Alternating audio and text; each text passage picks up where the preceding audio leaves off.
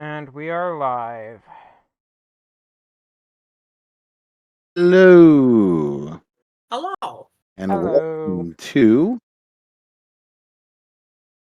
Supervised and Undercaffeinated. It has been a while.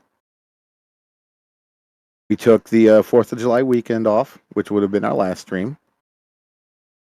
Um, and if you've been watching our social media, our Facebook, been dead over there because life been lifing. Life has been lifing for all of us. But we are getting back into the swing of things. We're here with session 8.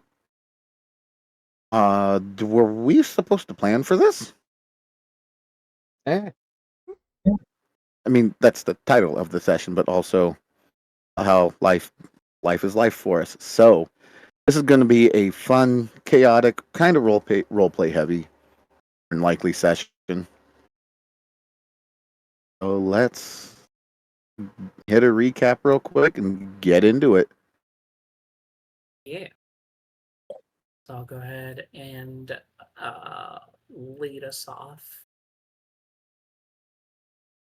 I decided to touch sigil on fruit and nothing happened. I also ate fruit from tree and got very dizzy. The world was moving very violently as I was walking. I told Temperance this, but she kept telling me that I was wrong. I told her she was wrong. She told me she was right and helped me keep walking. We found ourselves in the Atom Court Palace. Queen asked for a memory that meant most to us. I gave something. Lady poofed in yellow petals, and we were moved to somewhere in a colorful forest, just like the books that Temperance used to read to me. I slipped on some flowers and dust hit my face. I really, really, really wanted the flowers umbrage. A bird talked to me and told me it would see me again. We found a place that was close in color to Temperance's armor. She and I went to the vials and potions shop. I bought some interesting things. I bought 4 potions that help nightmares and migraine pains. One of these non-nightmare juices are for Volpes because I'm very worried for these outbursts. I bought 3 vials of some memory juice, and the shopkeep gave me a 4th. I intend I intended 1 for or 2 of these for me, but he gave me more. I also bought 2 vials of some semi-truth serums. One will be for Bloodworth because he is shady as hell. The other is for Volpes because I need to know if the other attitude is a tactical benefit or gruesome hindrance. We shall see how this all goes, but I am very excited about these prospects. We followed the we yes we followed the group into the shop of weird but funny lady named Angela. Then we went into a tavern chosen by Temperance. I bought some food because I am starving, and then went to a room with Temperance. I told of my first adventure with my old crew, and when I asked her a question, she was already asleep. I had a weird dream. I was in pain and fighting some feathered lady. I almost died, and my Lady of the Moon came to my rescue. She explained to me that my scar would stay and that I would be able to help guard last rites rituals. I asked if I could spare Temperance from this, and she said this oath would protect her. I woke up in a field not far from town. I woke to be encircled with white moonlight flowers and a new set of armor next to me. Dot dot dot.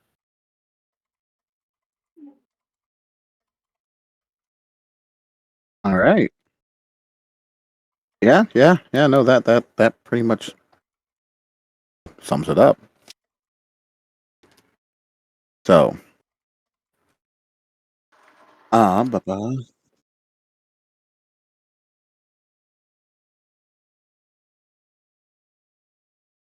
We are going to pick it up with you, Tenacity.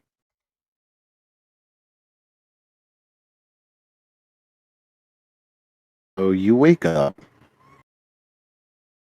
And Everest, are you trying to say hi again? Yes, she is. Oh, I heard Everest. So cute.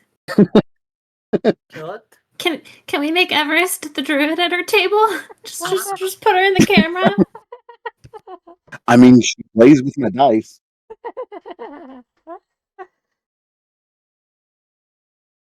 Oh my goodness. Anyway, you wake up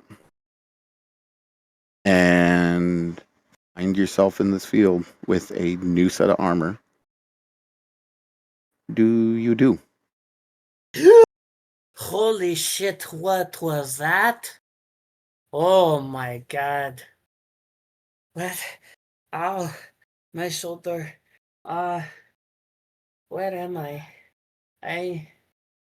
Oh, what? What is this armor? Why? Why is this so black, but also shiny? What? I'm so confused. Um,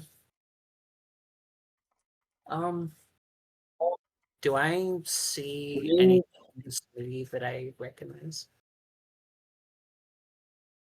Yeah, you're not too far away from it. You can see like the back sides of the buildings. Oh, You're how less than a quarter mile away from it. how did I end up? I know I was sleeping. How did I end up here? What? I'm so confused. And Tenacity will grab um the armor and start walking towards town. All right. It is the next morning, and you guys are all waking up from your various sleeps and trances and whatnot. Life of me, I don't remember who. It was the siblings were rooming together, right? Volpez and Arletto were in a room together. Arletto was sleeping on the floor. At his choice. All right. Yes. So, Temperance, you wake up and don't see your brother. Leto, you wake up and don't see Volpez.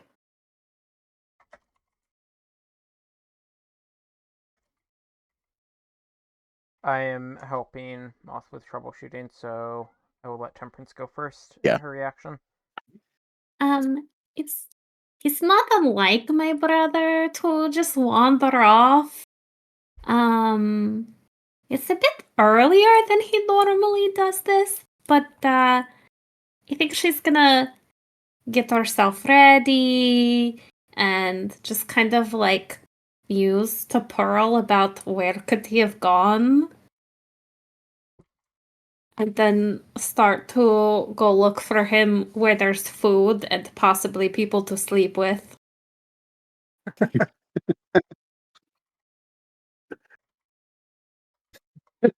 All right.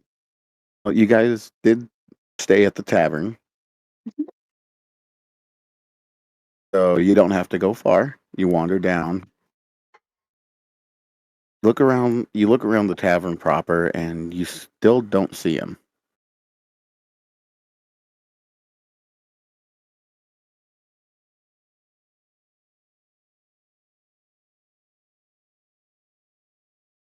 Is there somebody like managing the floor of the tavern right now that I can talk to? You see the same dryad, Petalina Dewsong. Um, ex- excuse me? Have do, do you remember the other horned guy that was with me, my brother?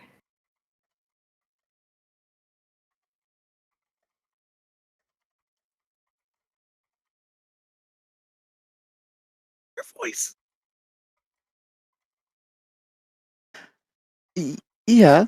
Yes, I do. Did uh, what about him? Did did you happen to see him go anywhere?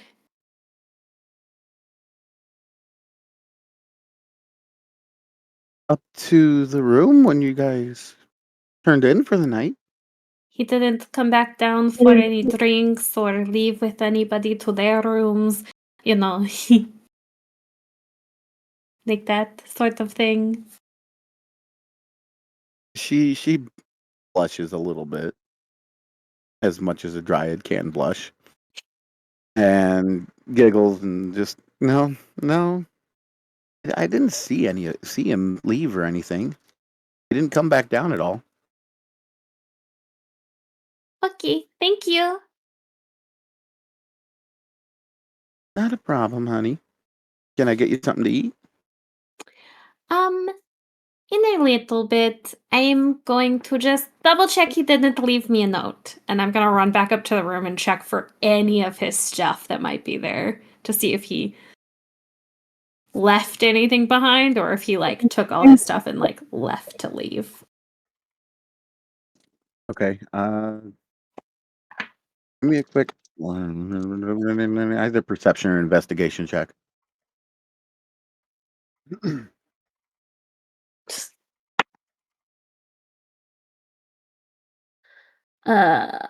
24 perception.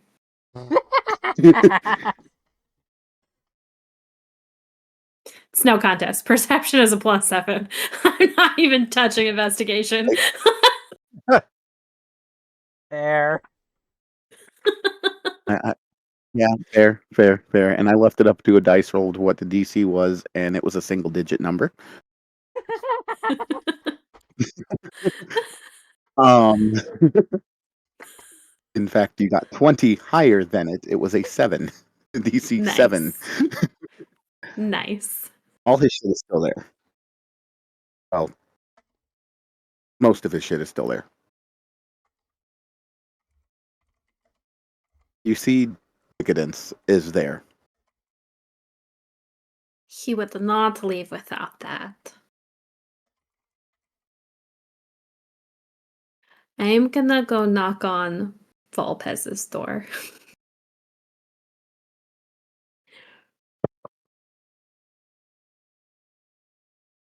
I know they're busy.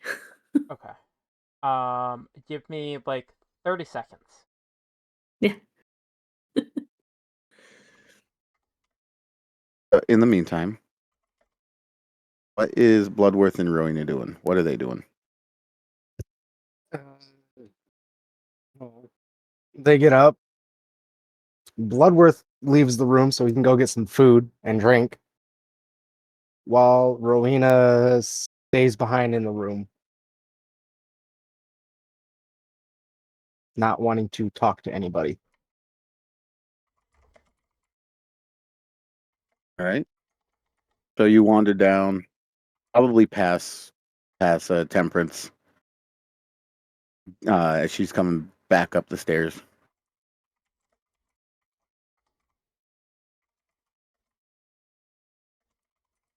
And you get to the tavern proper. See Petalina over at the bar. Okay. Bloodworth walks up to. What'd you say her name was again? Petalina. Petalina. All right. He gets up to her and says, "Excuse me, miss. Can I get your strongest drink?"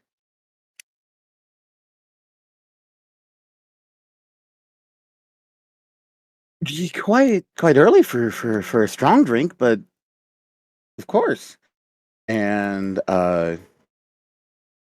gives you a little, almost like a rocks glass of this Twilight Thistle gin, just like straight.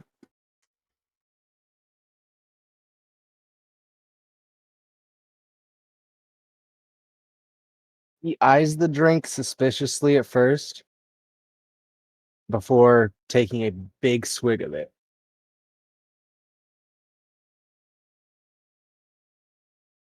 All right. Well, as gin in our world, at least to me, tastes like drinking pine sol. Um, it tastes like I'm just licking a pine tree to me. Yeah. This one tastes uh like spring herbs and thistle. Got a slightly sweeter taste to it with no pine.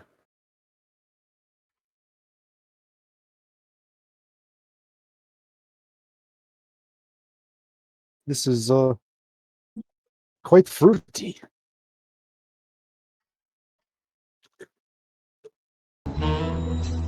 Not this up. Hi! Hello, everyone! I hear a voice. Here's the thing. Here's the thing. You told me to go to the system and then sound. For some fucking reason, the mic in there was muted. And nowhere else did it indicate this. Yeah, I have no idea how that happened. I can't tell you, but I'm glad I was able to help you figure it out.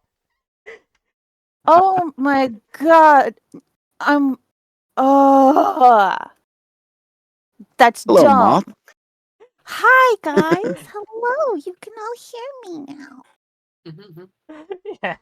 I have found the first clip for tonight. Off jump scare Belly. and avoid. Go. Okay. Right. Getting myself set up to hop in the game. Oh my god. I don't need this. I do not need this. I don't need stress. There's already too much stress. Oh.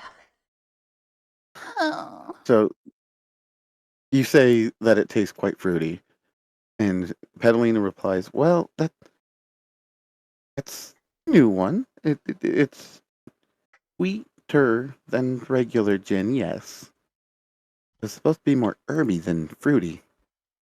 I'll have to talk to the brewer again. Yeah. I'm used to hotter drinks than this. That's about the hardest drink we have.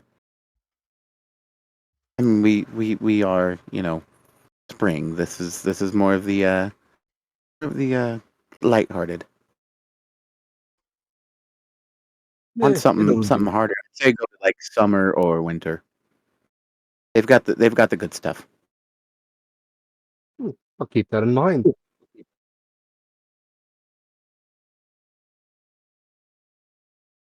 All right. So, but you knock on the door, and right now for your fill-in, moth, Volpez. Yes. I'm saying he woke up. He woke up early and went for a little early morning walk. Okay. That's what I was going to do until you get here. No, that is perfectly fine. That works. He would do that. Yes, he would. Anyway, Tempe, you knock on the door and are greeted Volpez, by I hope you're not one of those people that's angry in the morning, but I need help. I'm not in the room, am I? No, you're not. It's just Arletto. Arletto, you hear movement, and then the door opens, and Arletto glances out and says, "Well, Pez isn't here. I think he went on a walk or something. What's wrong?" So normally I would just think that my brother is like in the bed with somebody, because we've been on the road for a bit, and anyway, but he's not in our room, and Petalina hasn't seen him, and all of his stuff is there, even his trident, and he wouldn't leave without that.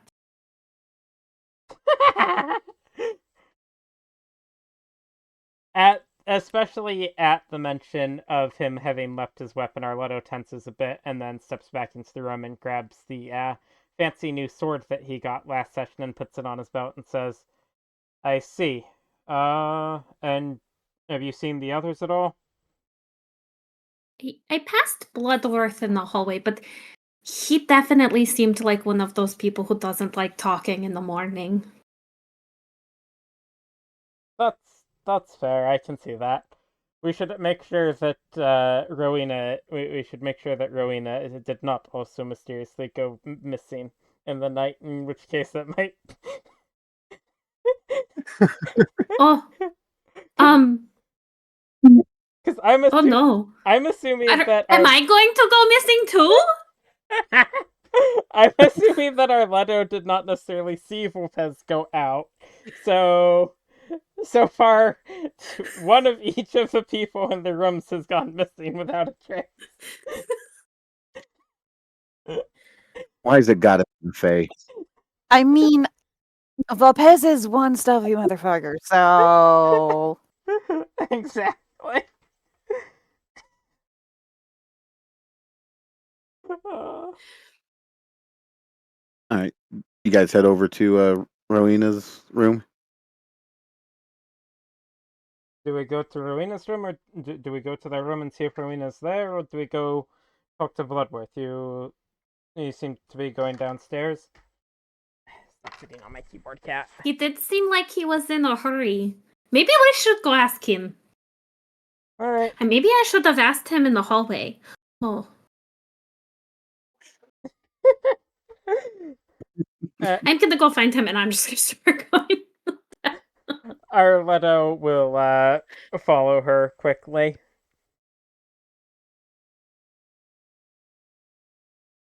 All right, you guys head downstairs, see Bloodworth chilling at the bar, having a little drinky drink. Not a Did you get little. food of any kind? No, just the drink for right now. Early morning drinky drink with no food.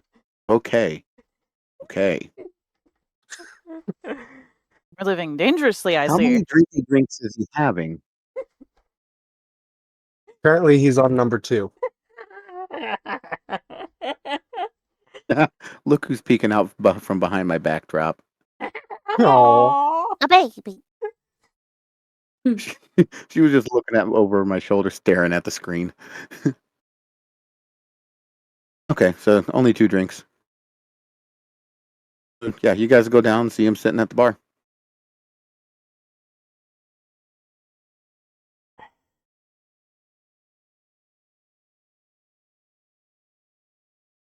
Hi, cat. I'm gonna kind of stop, and I'm gonna like do that thing when you sort of walk a little bit behind somebody else, and I'm just gonna kind of nudge our little forward, like, you talk to him. Oh, the baby. Little baby. Not the keyboard, Evie. Arletto is going to move up and glance at Bloodworth and ask, "Bloodworth, was Rowena still in your room when you left?" yeah. She was still in there. She doesn't like communicating in situations like this. Arletto relaxes a bit and nods and says, "Okay, I just wanted to make sure because..." He paused and then said, "Both Tenesti and Volpez went vanished over the night, and I'm assuming Volpez had just gone out for a walk, but I do not think Tenacity would have gone out for a walk without his weapons. Tenacity has gone missing. Indeed. Oh, we must find him. I like playing with him. Hey yo. Arletto raises an eyebrow at that.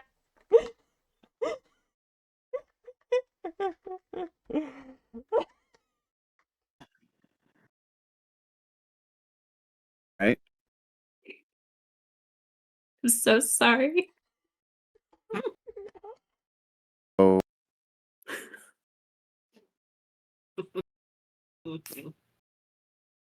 you guys go up and get Rowena, or you just take off? Rowena is coming on her way down. Before we take off. Mind out of the gutter, DM. Listen, I just spent I the see last why I see why she needed to be alone. I just spent the Yeah. last 3.5 hours with your aunt and your cousin. What do you think's gonna happen? Say, what about my cousin? I just spent the last 3.5 hours with your aunt and your second oldest cousin.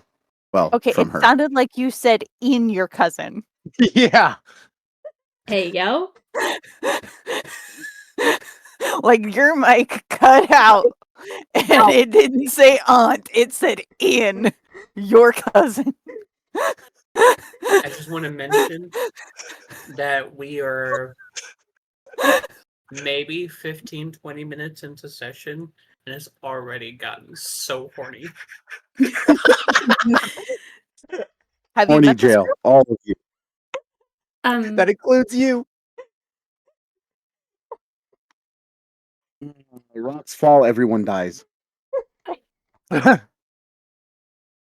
Okay, Anyway. no one needs to answer. I'm just going to say this sentence. Only one question. How long has it been? Exactly. Exactly. There's your answer as to why this chat is that horny. I'm Okay. just a 13-year-old boy at heart. It's fine.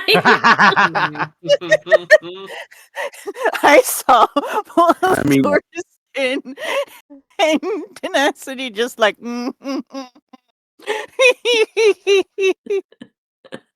And then I just death glared you. Anyway.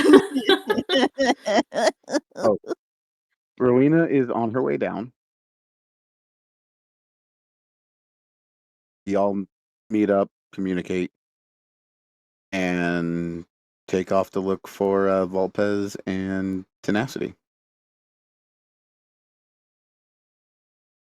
Head out the door, start going through the city, and you see Volpez walking back in to the city.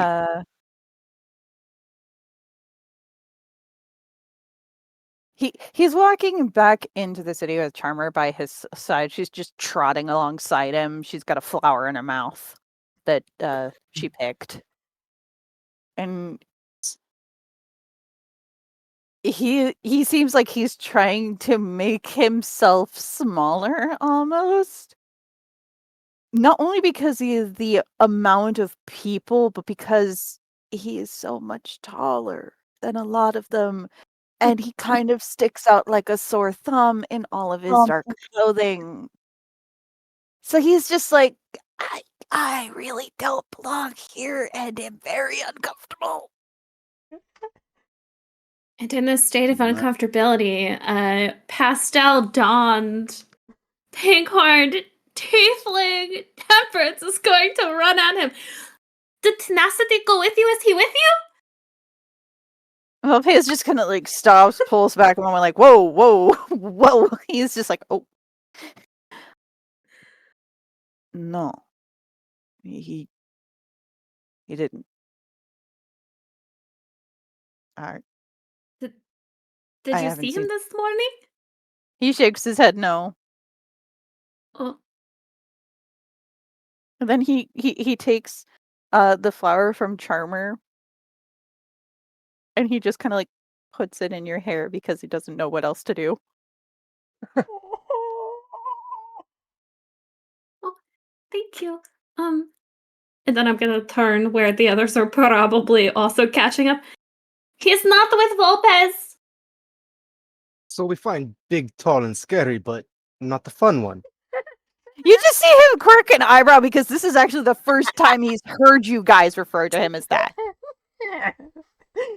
And God. Temperance is just looking like, oh my god, somebody else said it. He just like quirks an eyebrow like, what did you just call me? Big, tall, and scary. He didn't actually say that. It's more of quirking the eyebrow and giving you the look of it. Which is why Bloodworth repeated himself because of that. Just like looks down at himself, observes himself for a moment, looks over at you.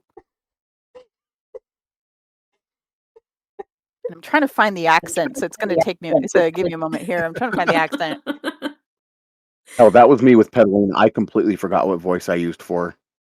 It's okay. At least I don't look like a whore. Oh,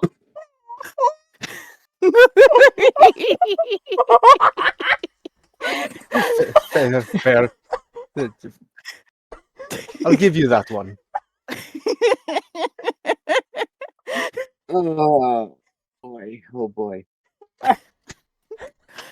Look, there's like a bromance level rivalry between Volpez and Bloodworth.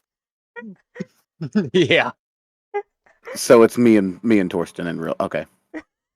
Mm-hmm.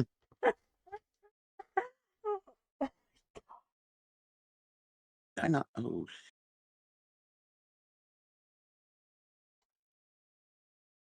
All right. So. Sorry. Oh, go ahead. For context, Lopez, Tenacity vanished from his room while leaving all of his stuff and his weapon without telling anybody or being seen. Did anybody grab it? No. I wouldn't have left his stuff alone. Okay.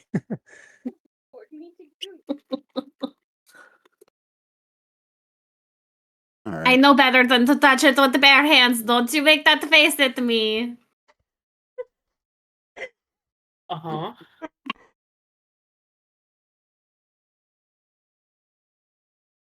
Okay. So I can see the dick trident on her back. Mhm. Oh, that's an image I don't want. Too late. You're welcome. Volpez just kind of glares at the weapon.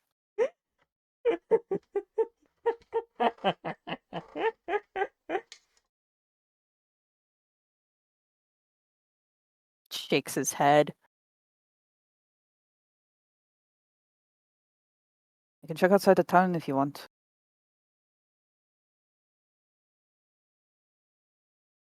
See if I can track him down.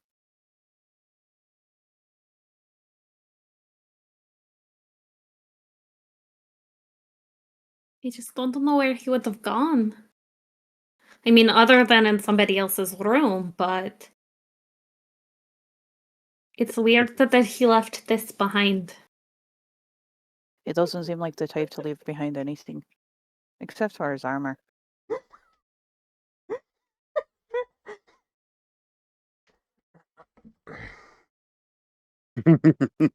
He seems at least to have enough of a brain cell to find his weapon, but That's just because the way it looks.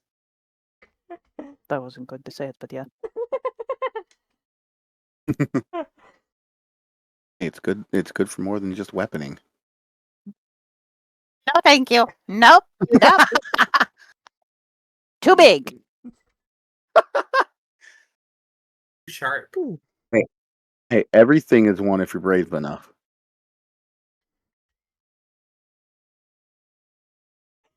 All I'm picturing is you making that part into a TikTok, and we get that one first responder gentleman.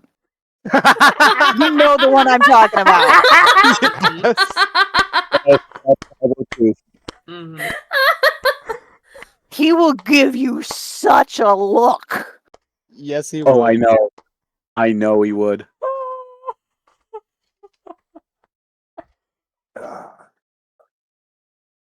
So, which way y'all go? What do you do? Well, I'm gonna walk back out of town and see if he just wandered off. Out the town might be best option. If he ain't bringing people back to the bedroom, he might be out in nature. Frolicking in the fairer fields of whichever gender or choice he's decided to lay with. I've heard of a holiday called Beltane. Maybe he celebrates that. Maybe. I will be back in a second.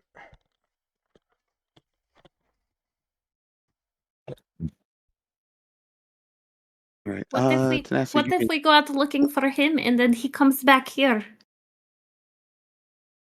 Then maybe someone stays at the tavern, waits for him.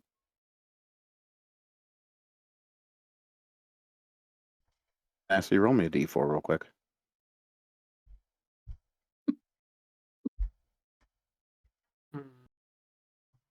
Do I trust my own dice, or shall I let her and Jesus decide my fate?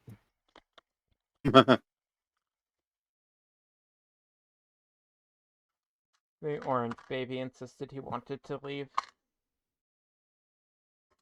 So I had to go open the door for him. 3.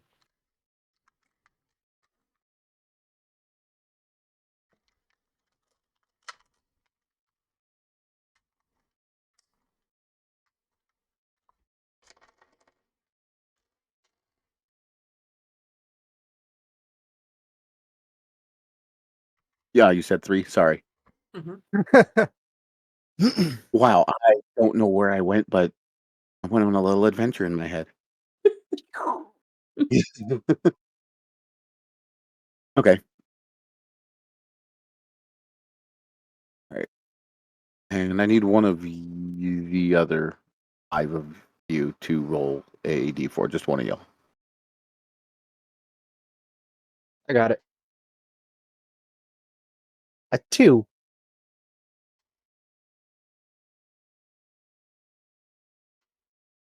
Well, it's not opposite direction. I'll give you that. All right. So you guys start heading south out of the city. I'll say Not Temperance seeing it. probably stayed at the tavern so that someone was still in the city. Rowena will All right. stay with Temperance. All right. So Arletto, Bloodworth, and Volpez wander south out of the city. And as you guys are heading out, you get 400 yards outside of town. Volpez, you're looking around, and with your passive perception, you see Tenacity walking into your left, walking towards off to your left. Well, Pez will just take his hand. He's going to put it on Bloodworth's head, and then he's going to put the other one on Arletto's head, and he's just going to turn their heads ever so slightly to look over towards Tenacity.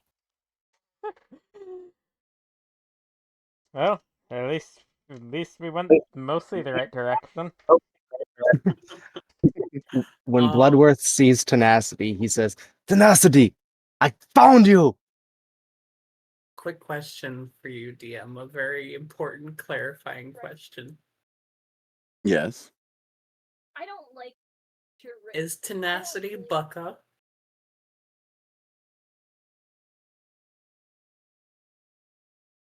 You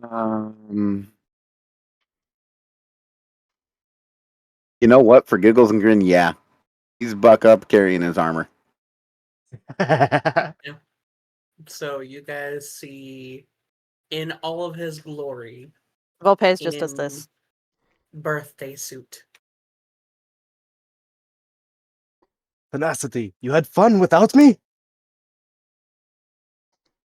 No, Please put it your was clothes on. nothing. It was anything but fun.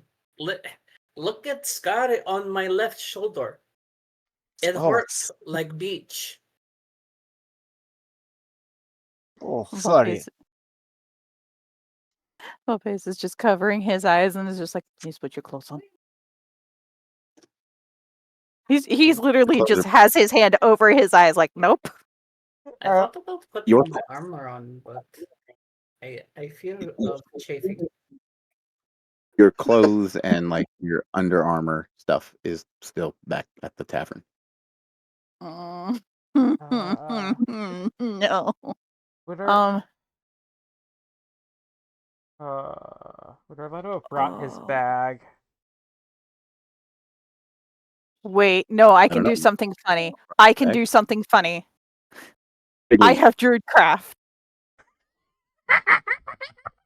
I'm going to make a grass skirt for him. I just Druidcraft a beautiful hula skirt for him. Just You. there. Covers all the important bits. You see, I thought you were gonna do a rose blossom big enough to cover everything. Nah. Now he has a grass skirt forever if we need him to do a distraction via doing the hula. Oh, thank you for Tiger Mine Lily went straight skirt. to Lion King. Yep. Exactly. Does that make Tenacity and Bloodworth Timon and Pumbaa? Yes. Yes, It yes. might. It might. And Tenacity's Timon. For sure. Thank you for Tiger Lily grass skirt. Although I'm not ashamed to show myself off in town. You ruined the There are view. kids. Oh, that is There true. are kids in town. That is true. If only it was just a town of adults, it would be fine. No. Oh well. He just turns around and starts walking back.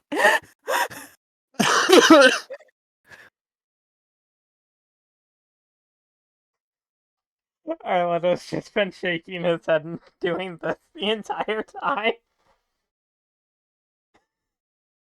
Oh, come now, Arletto. Are you really that bashful? The man's glory, after all. Arletto shakes his head for a few moments before saying, "Listen, man. Listen. I already don't like the Feywild, okay? Mm-hmm.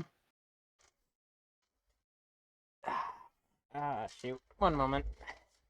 I just dropped one of my dice under my desk. Oh no. Come on.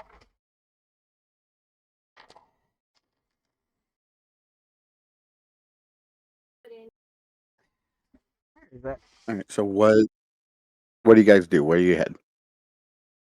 I am heading back into town so that I can try on this new armor without rash in the sensitive places.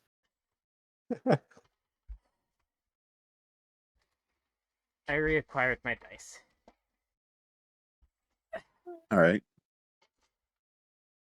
So Tenacity's heading back to tavern to actually properly dress. What's everyone else doing? I know Tempe's waiting for him. And Rowena. What are the three?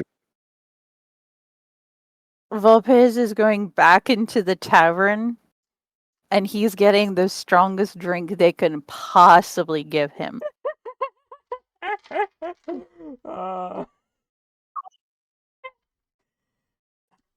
After what he just saw, Yeah, that's understandable. After Volpez orders his drink, Tenacity is going to go up to Petalina and say, Madam Dusong, I have a very interesting inquiry for you. Yeah, well, first you might want to go find your sister before she fully freaks out. You know, with this group, I hadn't even thought about making sure that she was okay. Not that I was being complacent, but you don't need to know any of this. And he'll just start walking towards Temperance to our room, and then realize he's in a grass skirt. Oh boy, she is not going to let this down. Oh well, here we go. I'm going to say this. Just because they compliment you so well, it is pink flowers. The manliest Excellent. of colors. And I also think it's really funny to note that Temperance and Ronian are probably sitting in the tavern. Mm-hmm. So you're already sitting downstairs at the tavern and you saw him walk in. Yeah. I'm pretty sure as Petalina's saying, so she doesn't fully freak out, there's just a camera pan over to Temperance, violently sketching in a sketchbook, which Rowena can see is just a bunch of cartoon sketches of Tenacity as a mouse and Bloodworth as a cat, playing cat and mouse through various scenes.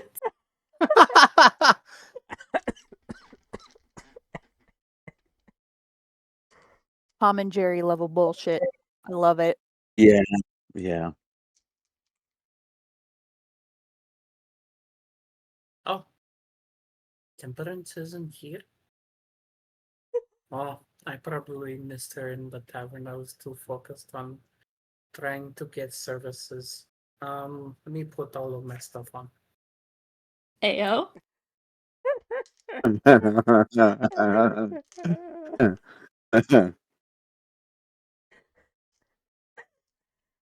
And then he'll walk downstairs in his new glorious armor, which our group can see in the chat.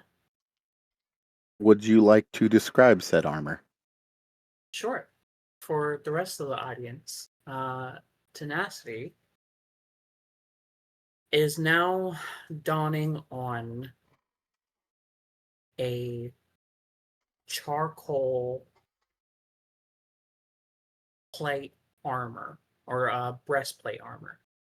On the front are a bunch of stars flecking kind of the rib cage area, almost outlining the rib cage very loosely with the stars streaking across.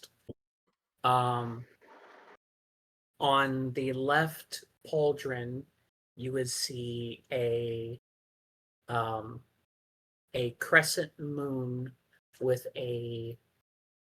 uh, a different shape that is similarly curved, but if you were to look close enough, it vaguely resembles a Grim Reaper scythe. And the skirt, it is a warrior's skirt, is black with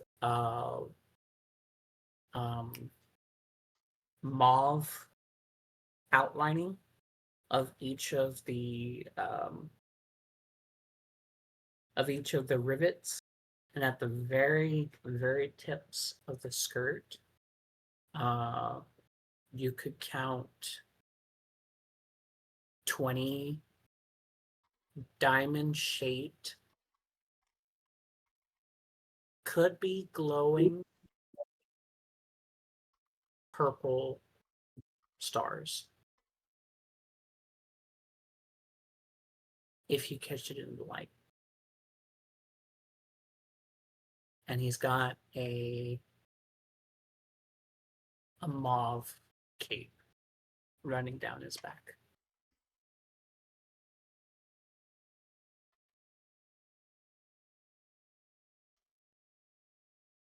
Right. So you get that on, come downstairs,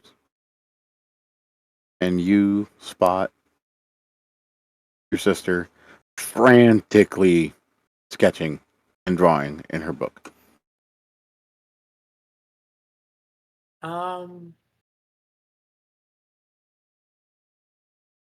Sister, there have been only few times that I have seen you draw so vigorously. Are you okay? Yes. And I'm gonna turn it around and show it to him. Oh. Can I discernibly tell who is who? Oh yeah. It's like a mouse and a cat, but with your faces. You. Oh. He'll look at you and give the most subtle of smirks. He said he liked playing with you. So this is what my brain did. Interesting. And not turning his head, but just kind of side-eyeing Bloodworth. One of his eyebrows will raise. Still a smirk coming up his right cheek.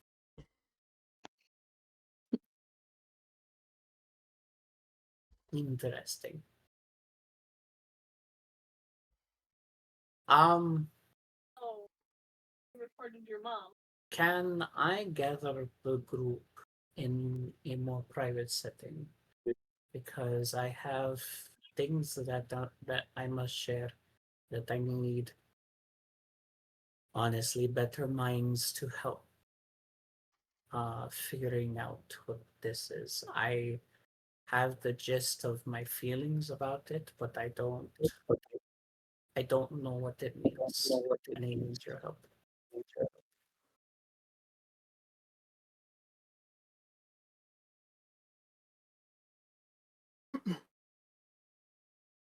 Or is that no armor? This is one of the things that I need to talk to all of you about. Did some handsome stranger gift that to you?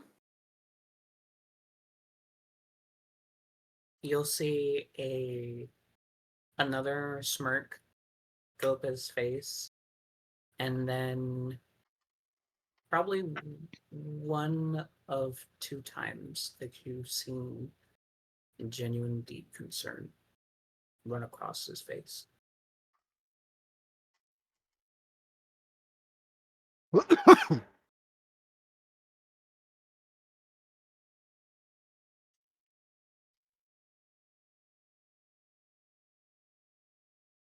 And he'll just start walking towards Temperance and Tenacity's room.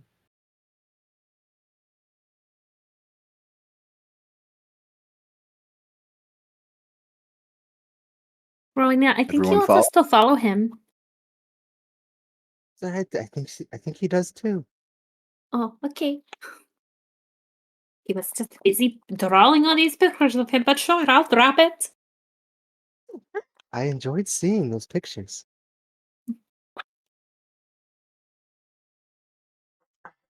As they go up stairs, Arletto would come out of his and Volpez's room with the bag that he'd been carrying slung over his shoulder, having gone up and double-checked that some of the contents in it were still there, because there was one thing that would have been useful had he actually taken it to look for Tenacity that he forgot about.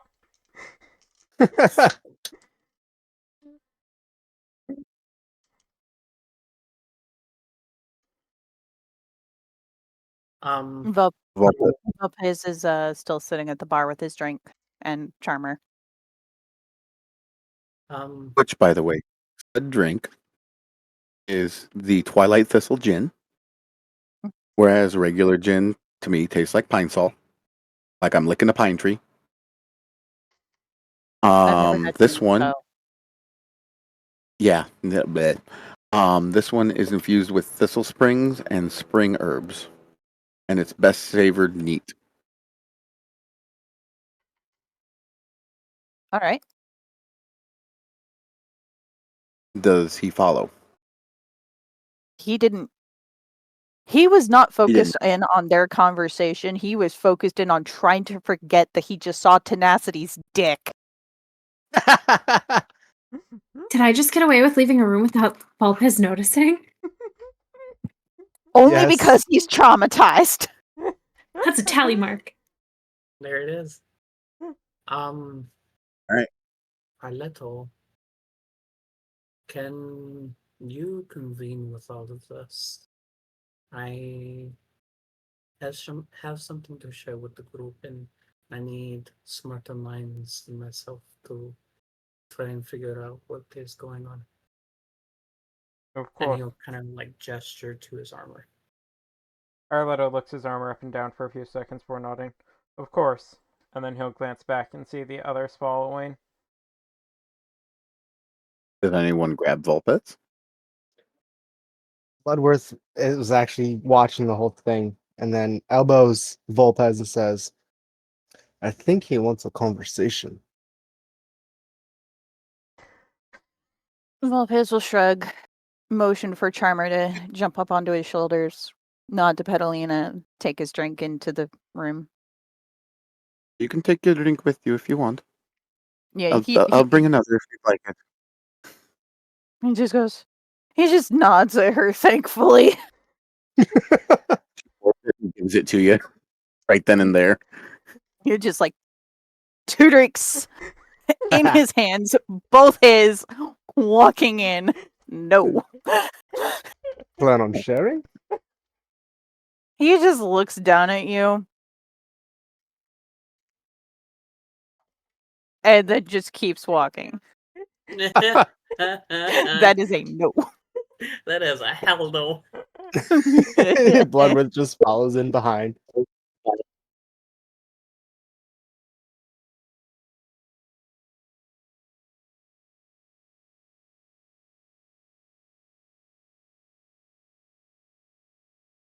Finds a spot to sit in the room, sits down, finishes one, sets down the glass, and then just downs the other, sets down the other glass. Hell yeah. Shotgun gin.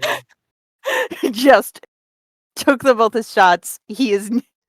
This is a morning that he does not wish to relive. Not that he minds, he's just really fucking shy. Bashful. Very. Like, if you look, he has to pull down his mask so he can shotgun them. So there's the absolutely awful scar going up his face. But then you do see he is normally very pale. Right now, he is pink.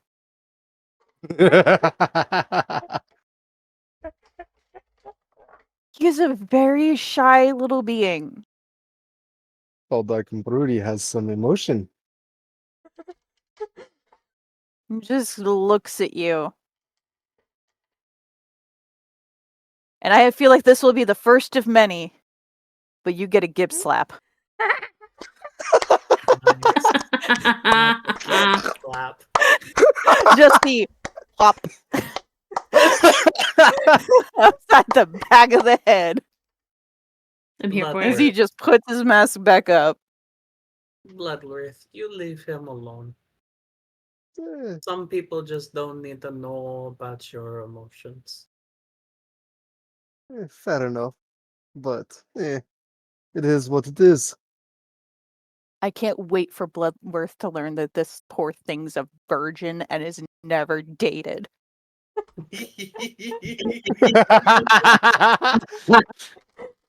That is going to be awful for Volpes. It's gonna be so much fun.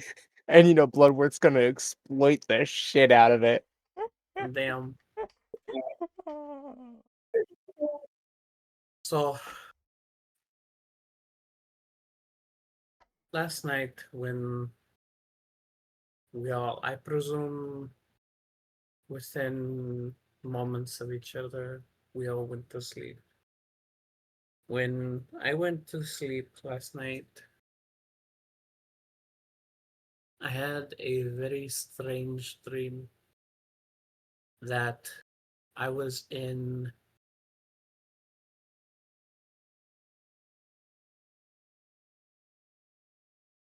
what seemed like an endless dance between myself and some woman in feathers. It was like we were performing a fencing dance, and and as he's explaining, you'll see him taking off of his breastplate, just the top portion, taking off his breastplate, and then taking off the protective padding, and then the t-shirt bearing his chest, and he'll say, "She stabbed me in the shoulder, and I don't even remember what our conversation was. I know we both said words, but it now seems like a distant home that I used to call. But and you guys see that he's um kind of being tender with his shoulder and almost babying it a little bit as he's rubbing the scar. I it was quite a blow to the point that I was moments from dying, and my Lady of the Moon came and rescued me. I have been given the task to guard and protect last rite rituals. I don't know exactly what that means and how that is going to be manifested, but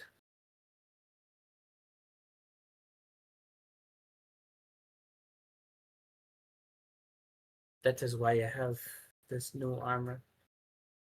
And I don't even know if it was real, although I have this scar, which could honestly mean nothing.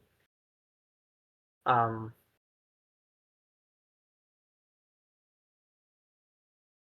but I know we haven't known each other for very long, minus my sister. But I ask counsel of all of you.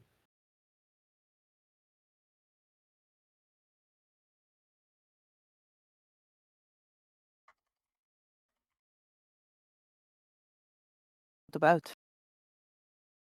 What do you seek counsel on? What all of this means, why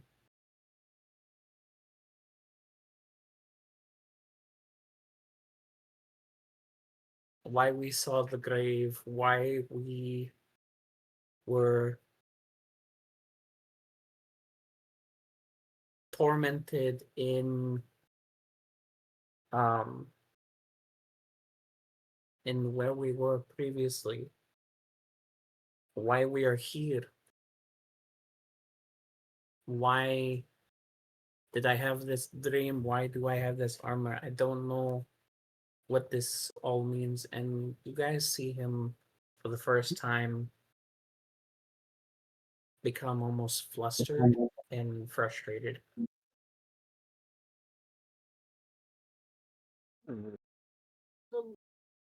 It seems like you were piqued to become the protector from your trials you've been through.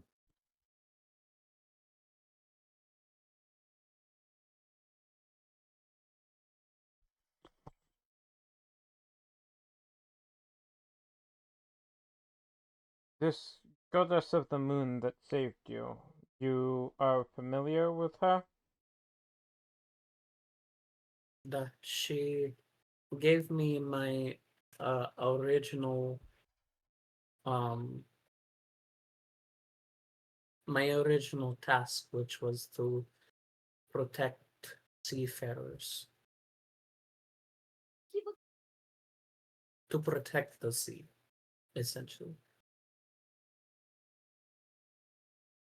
in any way that I see fit. But now that has changed, and I don't know why. The Raven Queen. That's why. For the first time, Volpez actually pulls a necklace out from beneath his shirt. And he clutches it before actually showing it to all of you. And I will post a picture of it, pull it up.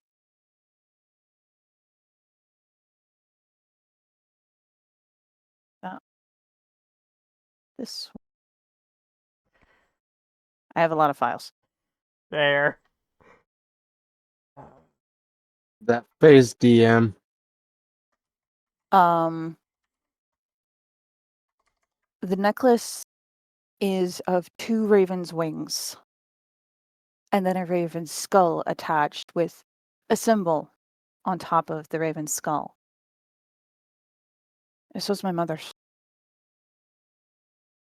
She was a priestess of the Raven Queen, a devout follower. The Raven Queen is a goddess of death in the form of memories. It is said that we Shadar-kai are of her, made by her. When we die, we go back to her halls of memories. And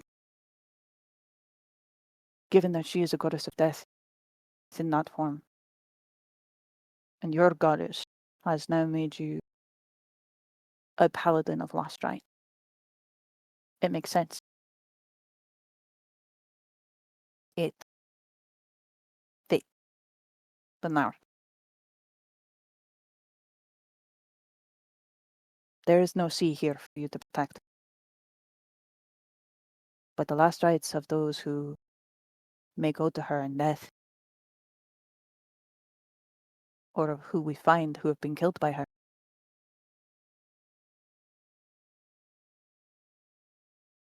that is.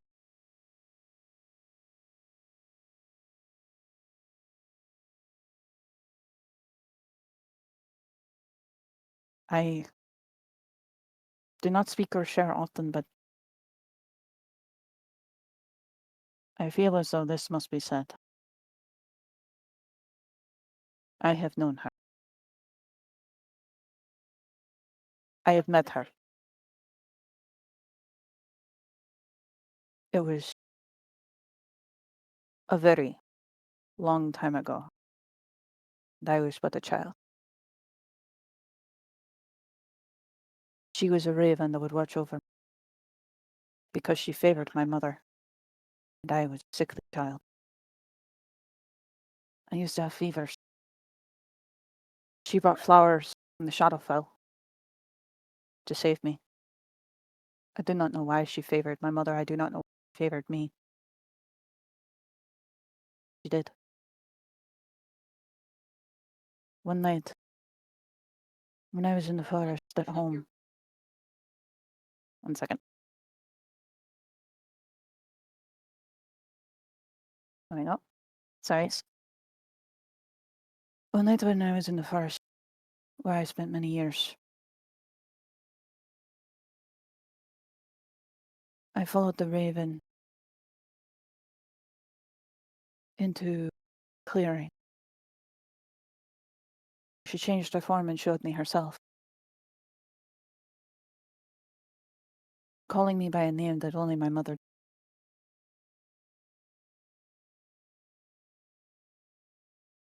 She spoke with me for a while, and then she said something I still not do. I still don't understand to this day what it meant. She told me I would either be her downfall or her savior, that my fate has been woven to hers.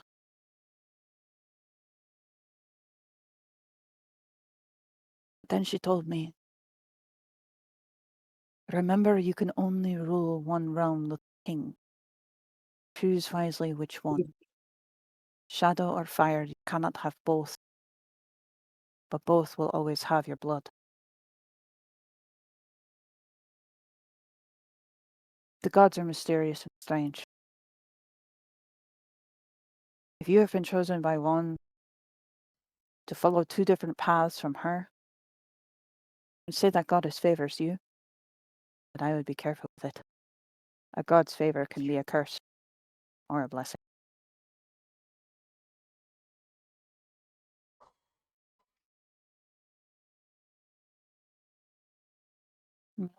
Put his necklace away, just kind of leans back and falls silent. This is the most he has ever shared with any of y'all, or even spoken. Yeah. Yeah, I got that. Oh. Thank you, Lopez, for showing courage to share that with us. I know you and I have not had the pleasure of speaking, but I know you have the wisdom to speak when you need to. So I appreciate your words.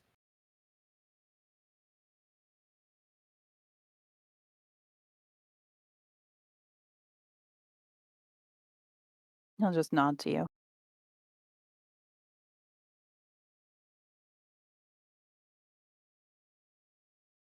What does all this mean?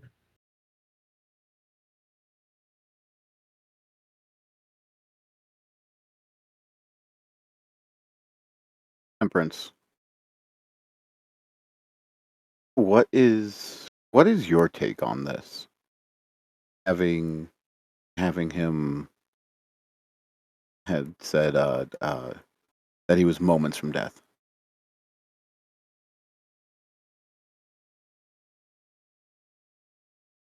He almost gets stuck on that phrase and like hasn't really been paying attention to the rest of the conversation.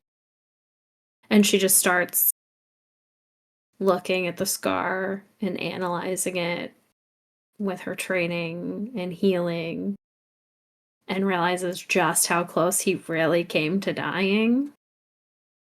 And she's just kind of nestling into Rowena and just staring at the scar.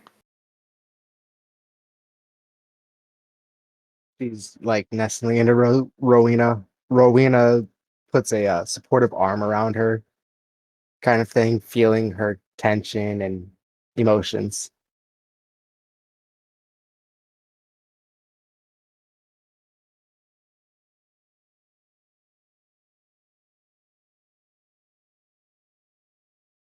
While Lopez had been talking, Arletto had been sitting there listening for a while, and then he, after Volpez had stopped, he waited a few seconds and then said, I. I have not. I've never known the Raven Queen, but I will say this. As a child, many, many years ago, I was raised to worship her as my goddess. And although that is not something I have done in many, many years, I do know. He paused for a few moments and then seems to shake himself, not quite sure how to explain this, but then he goes ahead and says, like I said, I have not worshipped her in a great many years due to reasons that I will not disclose at this time, but when I know that she has watched me to some degree. Once a year ago now, I felt the touch of death and I saw the Black Raven circling me. But I was held by another. He shakes his head again. I was held by another. And I was not claimed by either that day. But I do know that she has watched me. And I do not know what that means, and I do not like it. Nor do I like the eyes that have been on me from another plane. But I've had no control over that since I was barely even a child. As Arletto shares that part of eyes on him from another plane since he was a child, Volpez just kind of stiffens and resettles himself deeper into his seat and look almost visibly uncomfortable, as though there are still many things yet to be said, but a look of I understand how uncomfortable that is goes towards Arletto. Like, I fully understand you.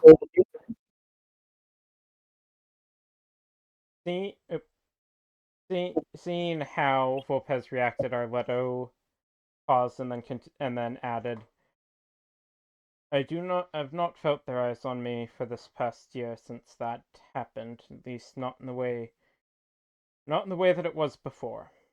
I do not know if they still watch me, I do not know if they still try to claim me, but I thought it seemed something that should be shared, considering our current situation.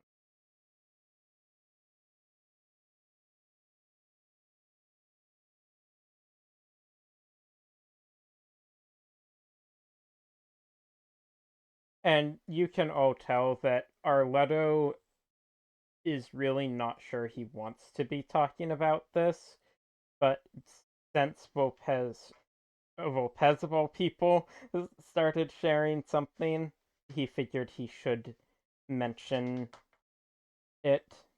And there's a lot more to this that he is not expanding on right now. But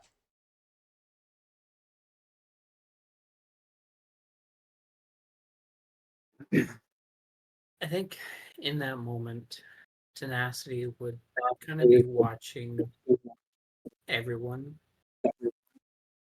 trying to read everyone's reactions to what everyone is saying. I think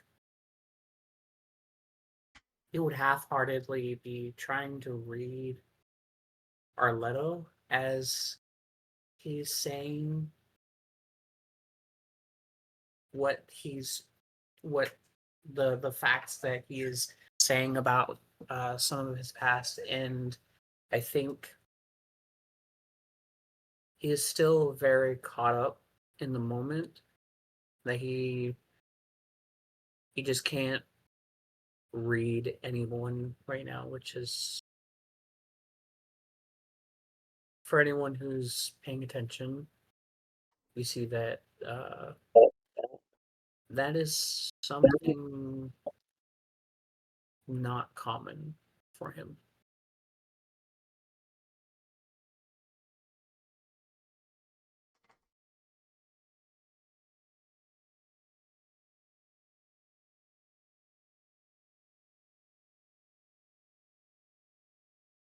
I also appreciate you, Alato, for sharing.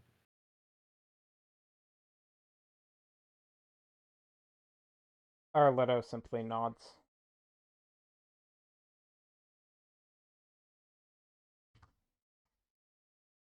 As for... Miss Oh, go ahead.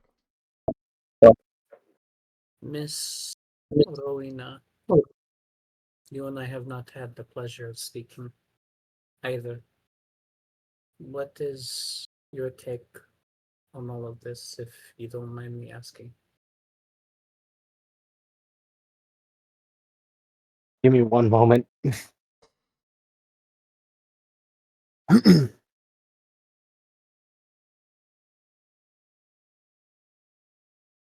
It seems that a burden has been placed upon you and everybody. I can relate to having a burden, though what we do with said burden can make us stronger over time if we know how to use it to our advantage.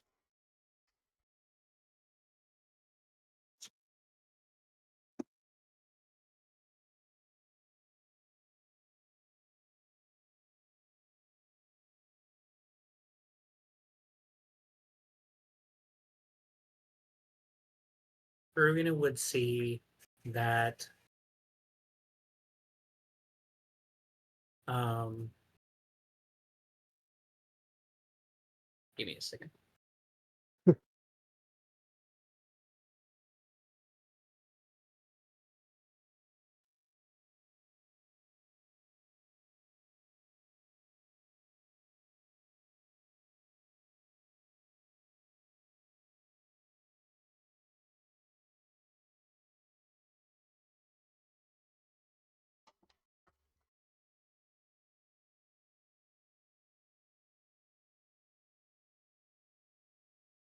Um Rowena would see that at the very end of her phrase, he gives a look of confusion and is almost taken aback by the specific phrase and can be used to your advantage. And he says, I don't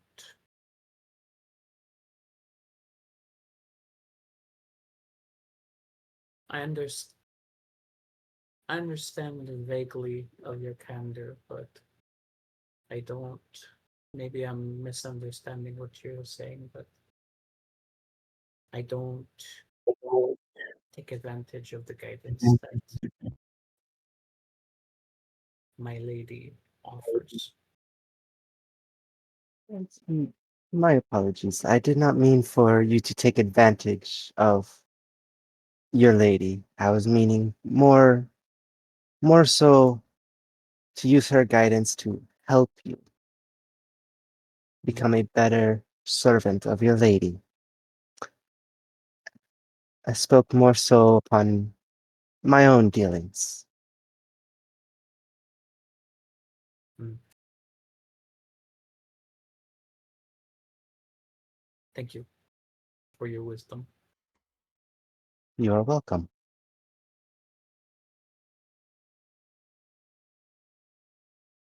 And I'll be right back. Hmm. Uh, DM, Yes. I require your opinion. Oh boy. The DM is Volpez, scared. Volpez is like hearing all of this, realizing he's kind of grown attached to these people, which that alone is kind of weird for him. And is debating on sharing another piece of information that might be slightly important for them to know if he's going to be spending a long amount of time around them. You want to DM me which piece of information? I think I know. In fact, I'm like 95% certain I know, but shoot me a message with it.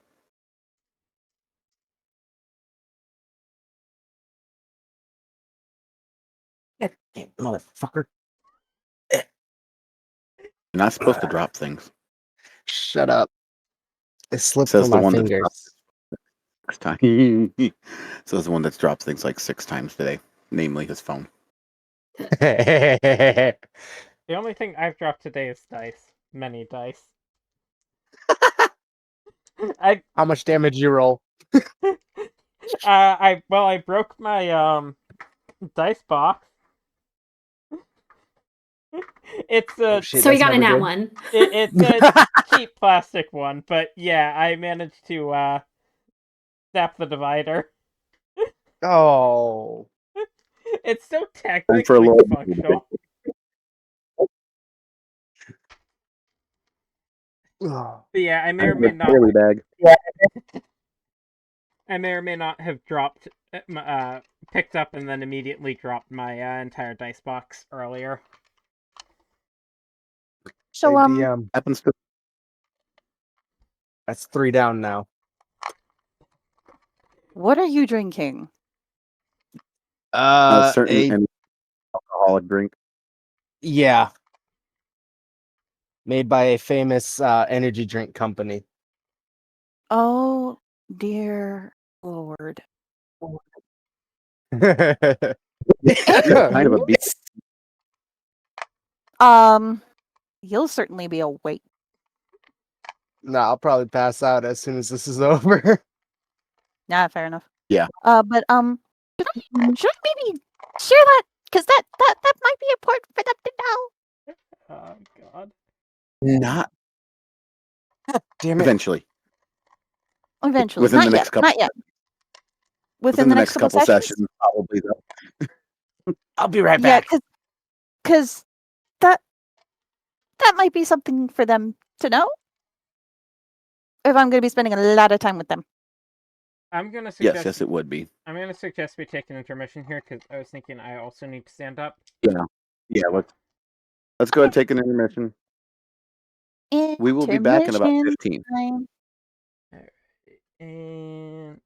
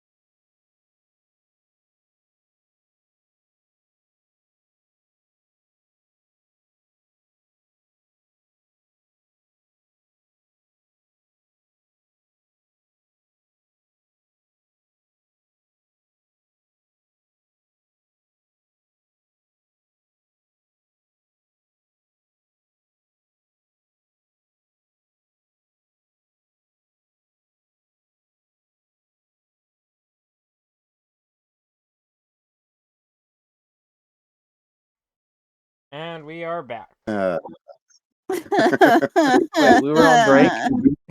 Yeah, we were we've on been break. Oops. Mhm. So that last conversation they didn't get to hear and see. And don't worry, Chad, you don't need to worry about it. It was Mm-mm. autistic tangents. yes, it was. It really was. It was special interest tangent. Mm. All right, so before we went to break, we were having a lovely little heart to heart with Tenacity, asking for some guidance and some insight from his fellow party members about what he went through and what the fuck it means.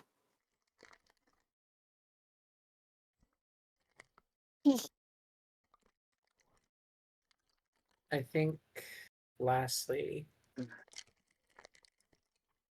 he's been kind of tentative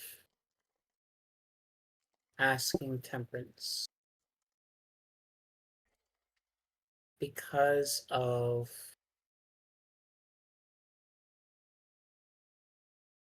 unbeknownst to the rest of the party, a weird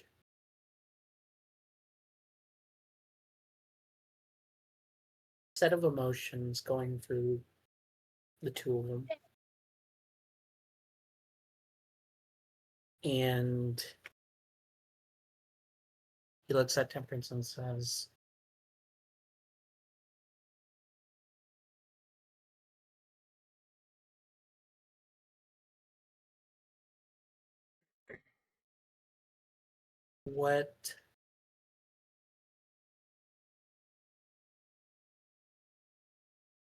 What does your wisdom tell you, sister?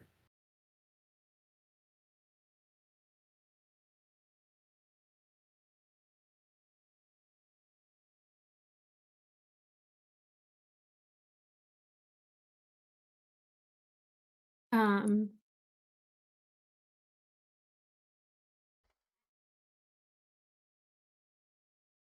sorry. When you look at her, she's just staring at your shoulder. And when you use her name, she just like looks up at you, and like you can just see everything in her eyes of the only thing that she's been thinking about is that you almost died. And she just goes, I'm sorry, what did you say?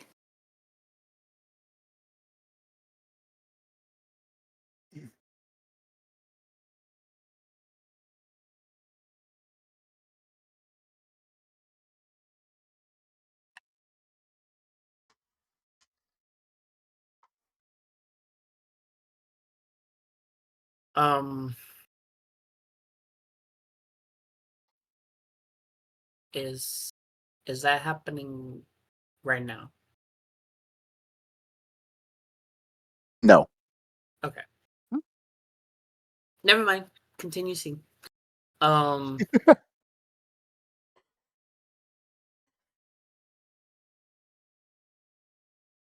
what what is wrong?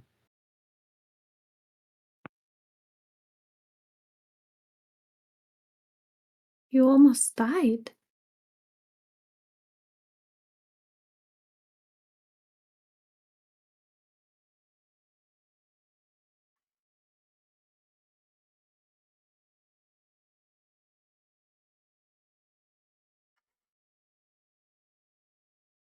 His first instinct with any other person would be, oh, that's just the hazards of being an adventuring party.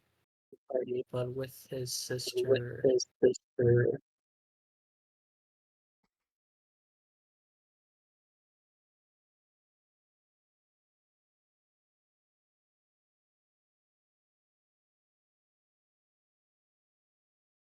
I'm. And he'll intentionally make eye contact with Temperance.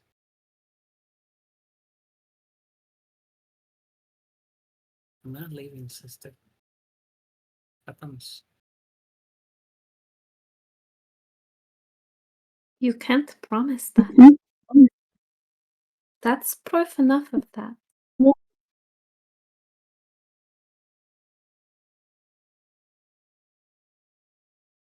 You're all I have left.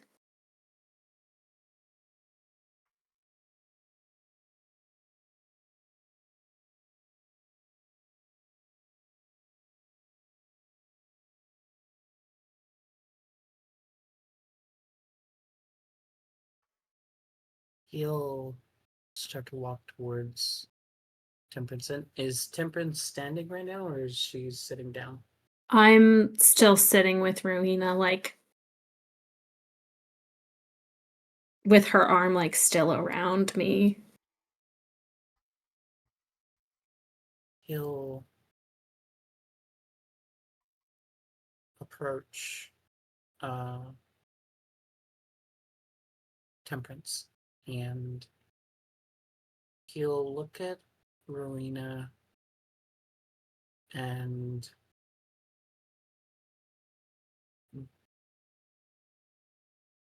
both asking Temperance but also asking Rowena permission to come closer.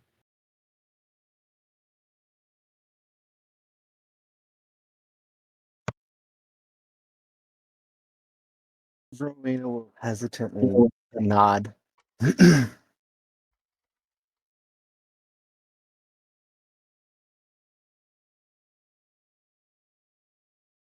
And he'll sit right in front of Temperance and kind of like bow himself a little bit so that he can look up at you. And he'll say,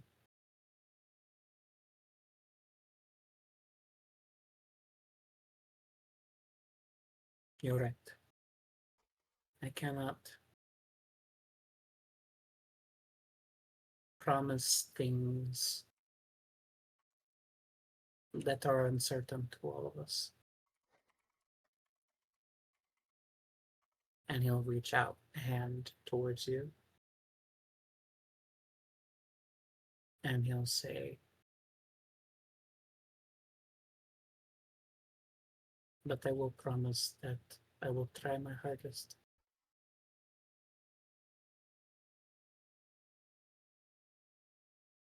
Okay.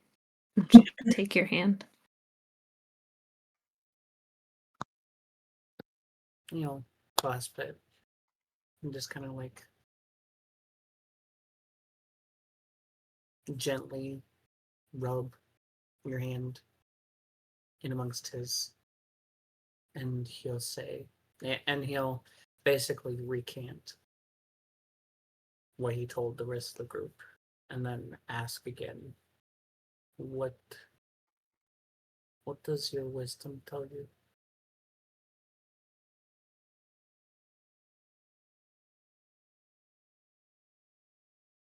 And that was asked to Oh, the group in general, or To Temperance specifically. okay.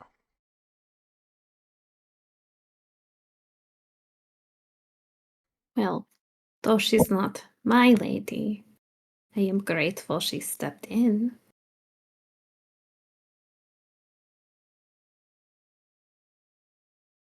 I don't know if I have guidance for this.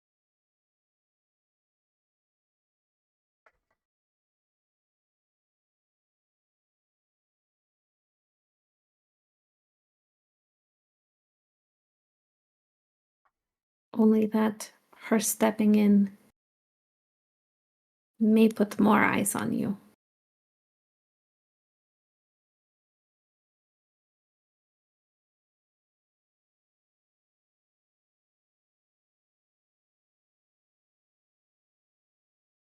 That is true.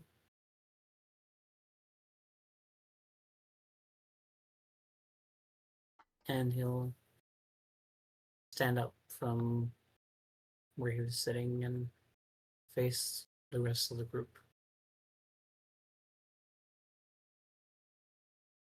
Thank you for all of your words. Thank you for allowing us a moment to, for me, to process everything. And he'll look at each and every one of you and linger on Temperance for a moment. And he'll say, if ever any of you need to talk about something, Well, don't chew on that, Everest. We hear from another room deep in the tavern, like across the hallway or so. Don't chew on that, Everest. try Melton not to, did herself sweetie. a shock.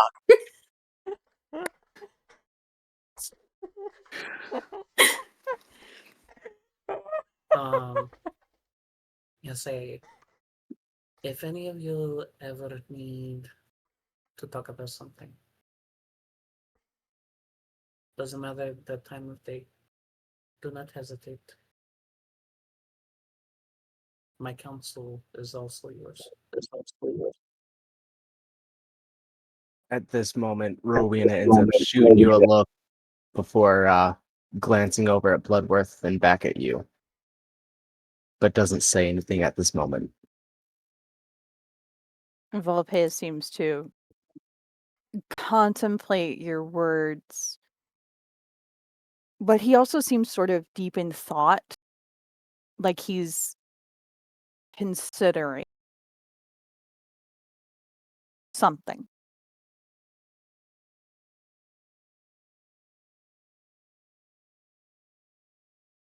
He'll look at Rowena and just give a subtle nod.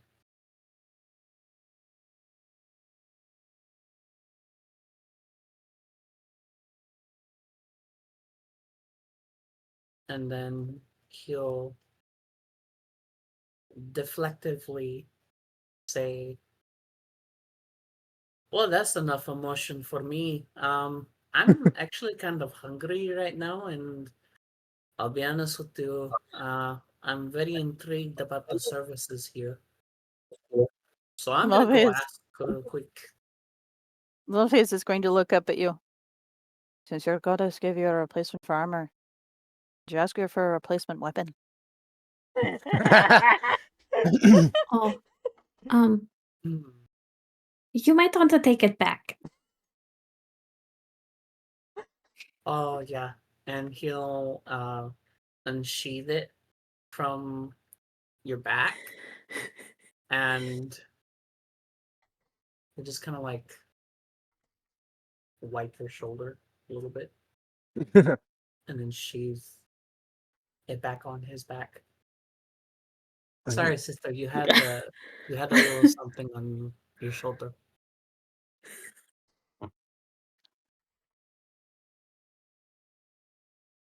I don't want to And know. anyone I don't who want has to a know. high enough perception Nope. Nope. Don't even No. as say he's it. walking Don't. Don't need to say it. he's walking out, we'll hear a chuckle going down the stairs. Ooh. My brain went right back to the frame. Mhm. I I don't know. fucking hate your trident. I don't know why, but my brain went to The White Stuff by Weird Al Yankovic. Ooh.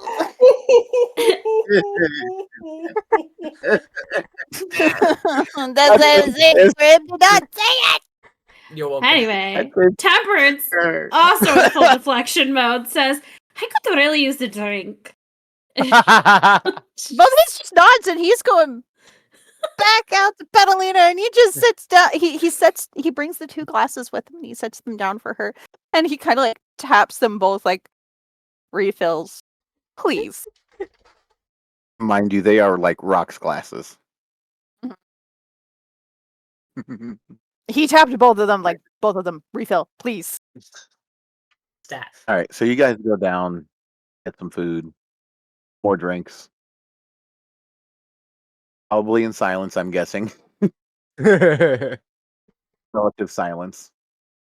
After a little bit, you guys Get up, wander out, and make your way over to the markets where all the shops are. There's some street vendors and whatnot. And as you guys are over there, like just perusing everything, uh, a section of the crowd just goes silent, and from between the stalls emerges a cloaked figure dressed in silver threaded robes, their face hidden beneath an ornate porcelain mask carved with serene, smiling features. They walk with grace, but their steps cause strange, almost musical chimes to echo with each footfall. But no visible bells are attached. What are you playing with?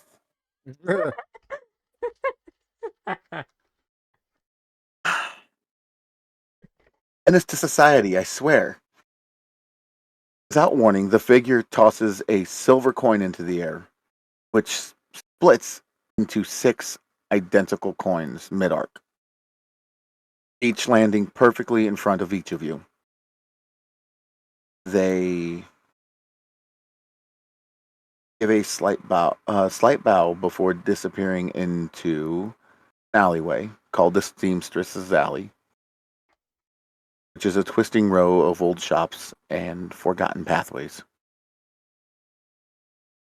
do you guys do with your coins?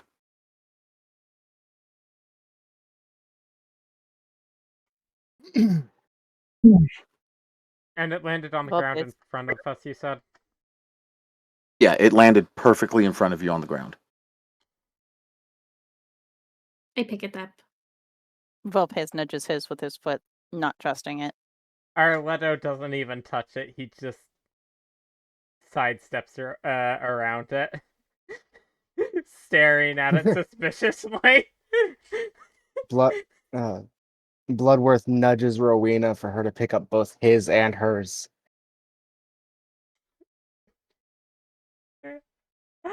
Oh no. Tenacity will Give shoot me a look at Bloodworth and then pick up both his and Rowena's and we'll give it to Rowena. so I will need a strength check from whichever one of them between Tenacity and Rowena gets to the coins first.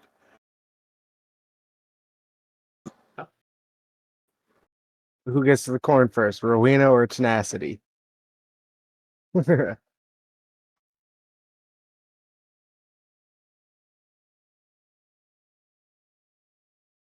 Ooh. His a 19.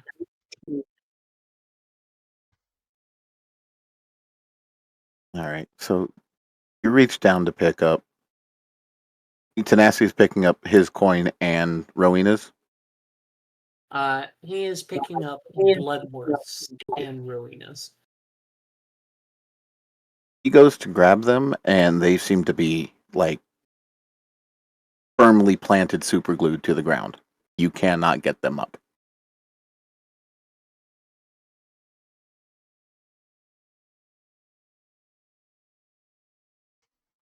Ah.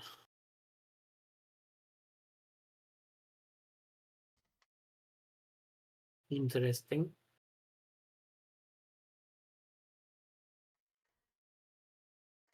He'll go to the coin that was in front of him originally and try and pick that one up. You pick it up, no problem. What? What is this? Why can't Magic.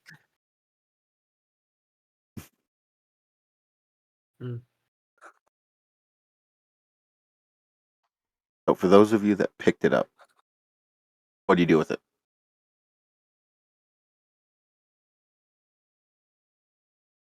I'm just kind of turning it around in my hand and just looking at it.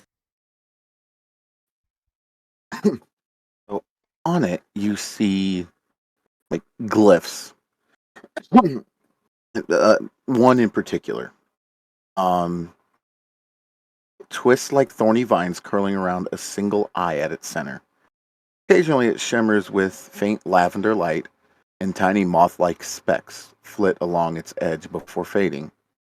The eye seems to blink once when you touch it, as though something distant takes notice.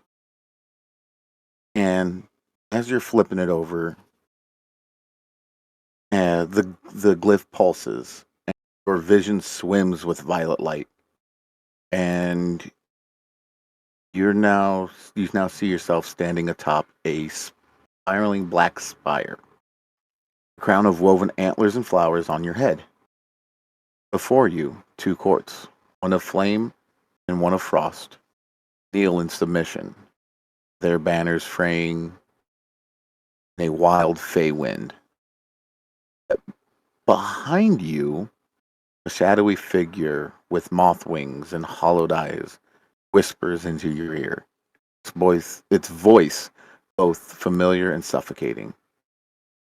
Feeling of glory balanced on the edge of corruption lingers as the vision fades.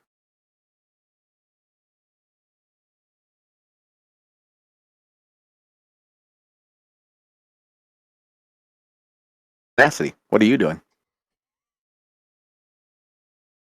Um, I am also kind of turning it over, trying to take a look at it.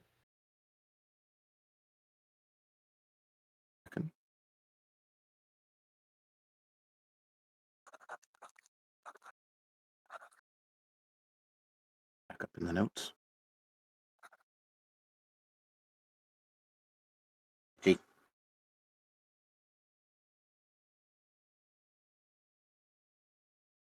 What's nasty? Your coin's glyph appears as fractured celestial runes, broken but stitched together with thin black lines. A waxing crescent moon gleams in the center, its light subtly pulsing like a heartbeat. The cracks seem to shift, revealing fragments of oaths long since sworn. And as you're looking it over and you see this, your vision comes with the roar of distant bells. Just your vision swims the moon in moonlight, and you hear the roar of distant bells. You see yourself standing alone in a ruined cathedral, your armor cracked, and your blade buried in a great winged corpse. On the shattered stained glass, a silver moon shines down, but beneath your feet, black vines squirm, trying to drag you under. White-robed woman with a shrouded face watches, slowly turns away. Her chain's broken, but her hands are slick with blood. Last thing you see is your own grave standing empty, sword driven through the earth where your name once was.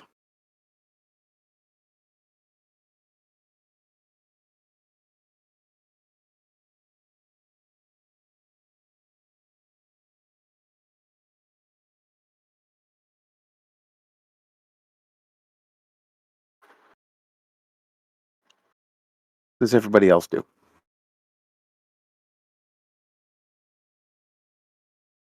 Well, seeing that Tanasi could not pick up Rowena's or Bloodworth's coins, each of them pick up their coins to see what's going on.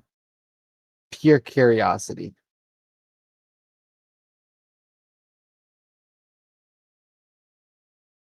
Like flipping it around, looking at it, whatnot. Yeah. So Rowena's coin, the glyph on it takes the form of a ring of interlocking runes, like a wheel of forgotten languages.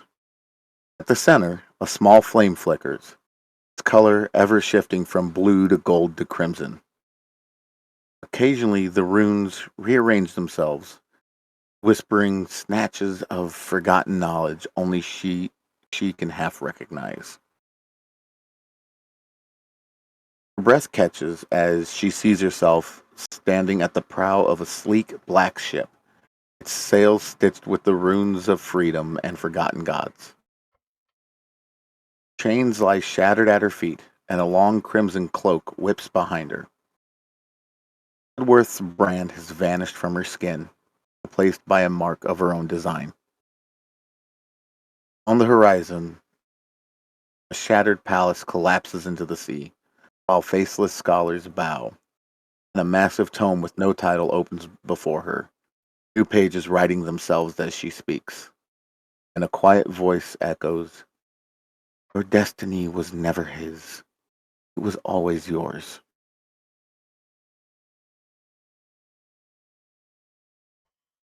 Bloodworth's glyph on his coin appears as two crossed antlers, sharp and imposing, with ancient hunting symbols carved into them. The antlers occasionally drip with spectral blood, fading into a shadowy wolf's silhouette before reverting. There you are. And his vision erupts in cawing ravens and battle cries. He stands at the head of a massive army, clad in raven feathered armor, his eyes like obsidian orbs. Above him, the Raven Queen herself descends, her cloak stretching into the void. It offers him a blade of frozen night, and when he takes it, stars snuff out behind him. Lo, the party lies defeated, their body fading into shadows. The last thing you see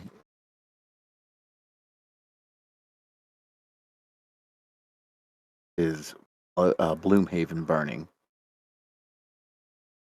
and your own face reflected in a pool of dark water, smiling without warmth.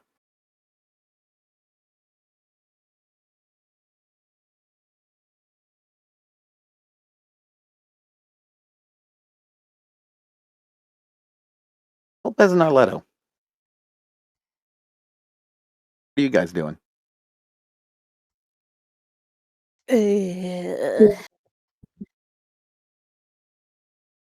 Arletto has been watching the other party members as they picked up their coins and is quietly muttering oaths to himself as he stares at the one on the ground before he's gonna finally bend down and flip it up into the air and catch it and stare at it for a few seconds.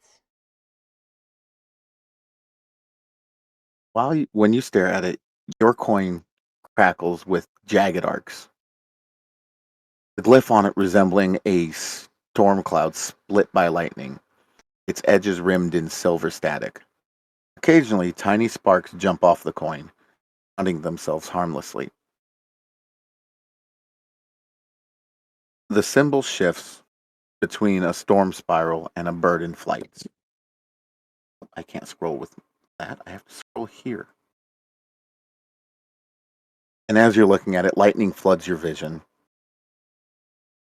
Dance on the edge of a storm, your fists glowing with crackling energy as spectral dragons coil in the skies.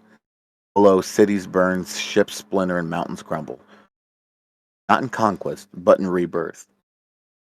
The storm obeys you, bending to your will, but on the horizon, a massive tidal wave tinged with void black shadows looms. And as your vision fades, you hear, "What will you protect when you hold the storm in your hands?"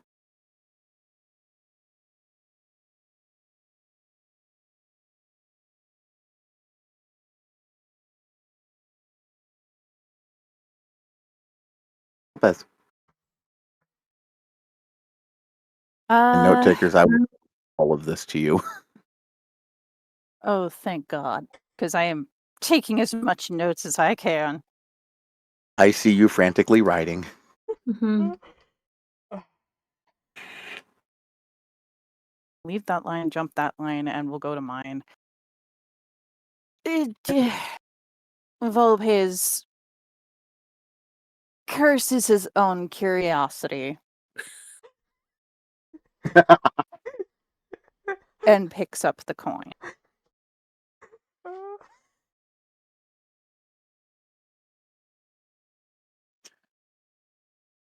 While you're looking at your coin, you see that that the glyph on it refuses to stay still, constantly flipping and spinning like a loaded coin mid toss. Trying to climb a sheet of plywood, cat. How'd that work for you?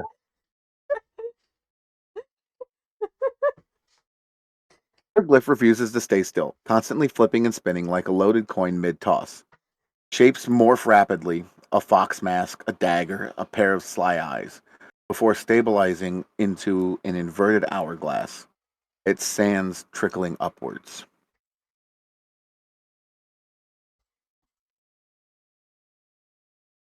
Your vision blurs.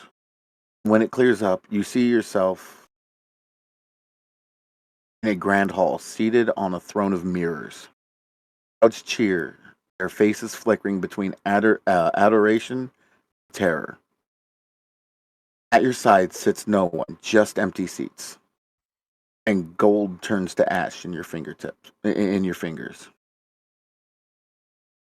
You reach for a lover's hand, but it slips through your grasp, replaced by a rusted blade. At your feet, the fox mask smiles back at you, cracked down the middle. And as you come back to, you hear and see doors slamming shut behind you, locking you in alone.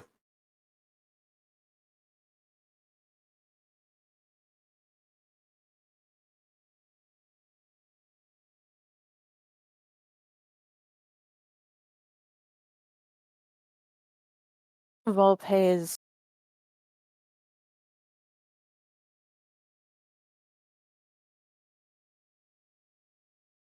would immediately toss the coin away. Immediately, just after he comes out of that vision, would just toss it away. And starts walking.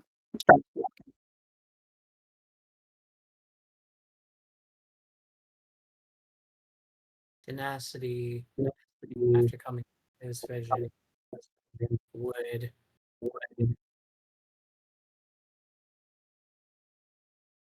take a knee and almost like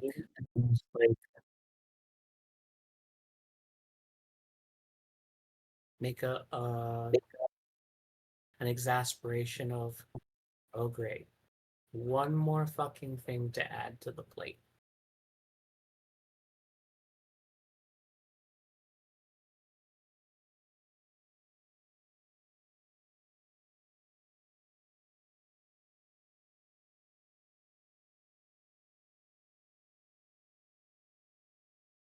What's everybody else doing when they come to?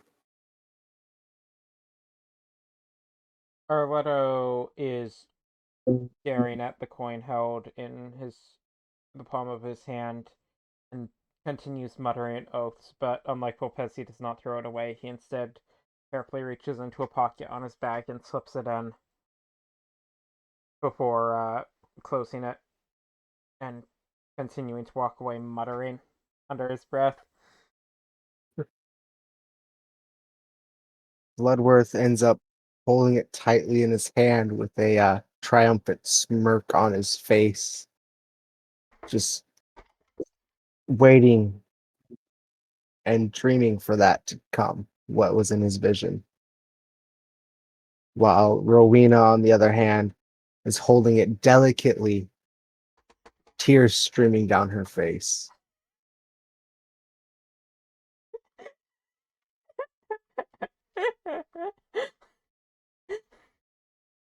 Fuck you!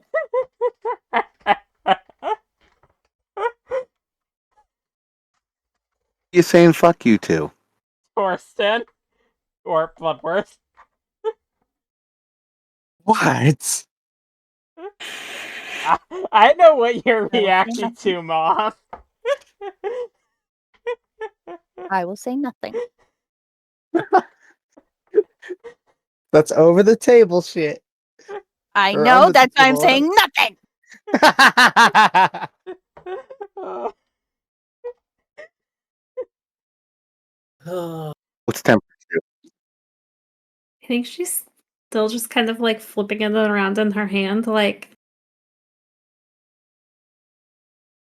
definitely confused, but also like it's really cool and it keeps shifting the images and she just really wants to be distracted, so she's just still messing with it.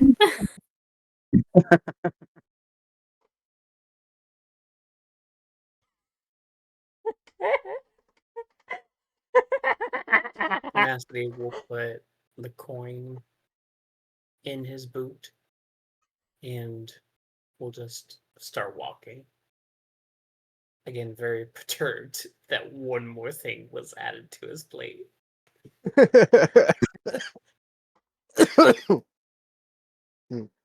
So, Vulpes, when you toss your coin, the second it leaves your hand, it spins midair unnaturally, refusing to land, caught between the pull of gravity and something unseen. And then, in a sharp flash of mirrored light, it vanishes, leaving a thin, lingering mist that clings to your fingers for several minutes.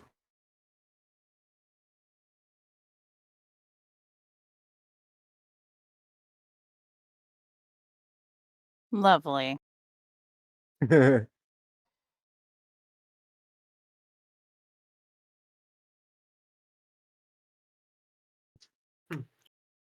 Um, Mechanically, for the next 24 hours, you have disadvantage on insight checks involving self-reflection, as though Lovely. you've lost just a little piece of your own perception. But you also gain +2 to stealth checks for the same 24 hours. Hey, nice. Um, as if Volpez needed more bonuses to stealth. oh, just you wait until you see what I got planned for equipment. Just you wait and see until I'm getting my list of magic items completed. I'm gonna be a fucking menace. Oh god. Um, Volpez is going to actually turn to Tenacity. Hmm. And motion for him alone to follow him into an alleyway. He'll nod and follow behind you.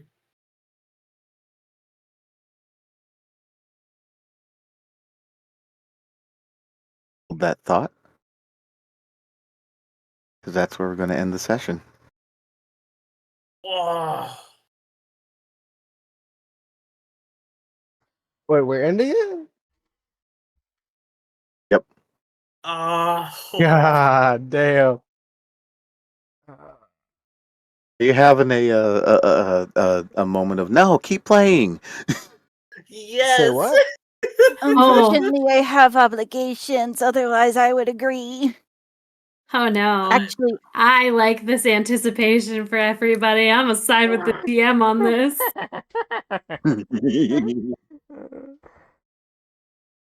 Sorry, I accidentally lowered my my earphones volume and I didn't hear a single thing. Yes, we Yeah. are. We are ending it. Okay. Oh.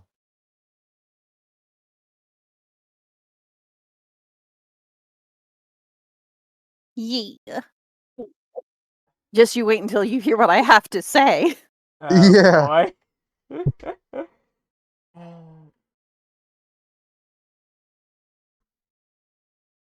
Actually, real quick.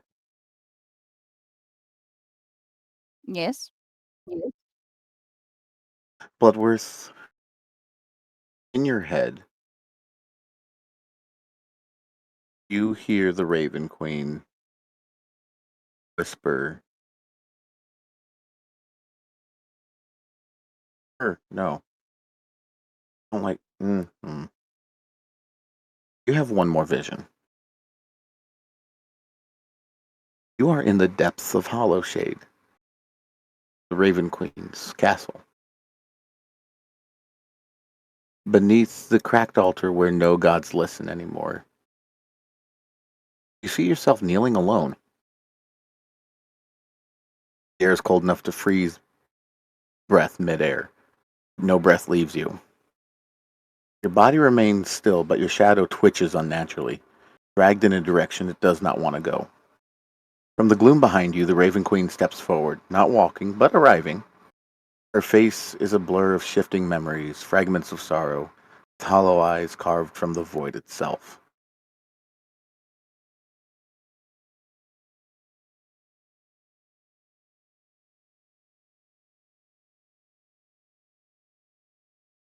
She approaches you and asks, "Well, how goes it, my general?"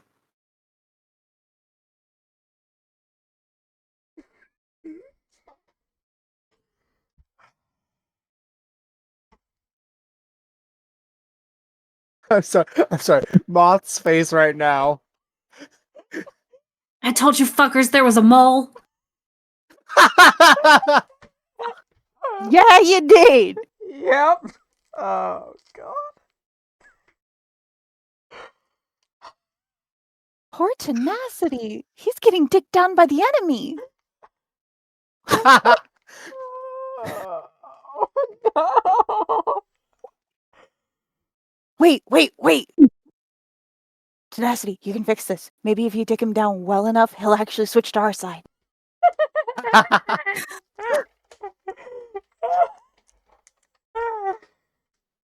I mean, Yes. he might be really sore for the next couple weeks, and he might not be able to sit down, but it's feasible. Yeah. Bullshit. Bullshit. What is your response? Oh shit. You threw this on me so fucking just okay. Give me 1 second to regroup. Kind of bravado. You're a badass. You're the man. You're a whore. She notices the silence and says, "Your mission, Bloodworth. How does it unfold?"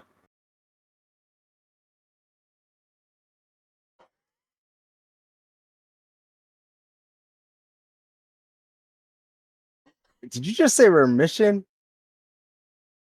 Your mission. Ah.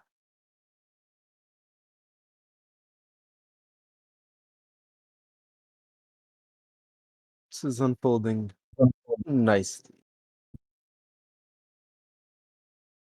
Little off the rails, but can be guided back in time.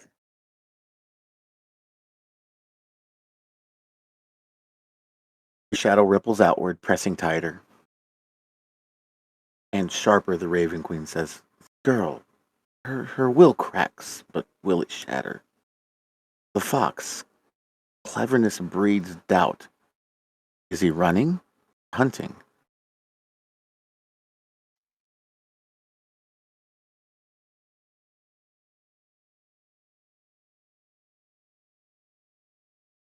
Remember, you shape their fall. Not chaos, not waste. Ruin with purpose, despair with direction.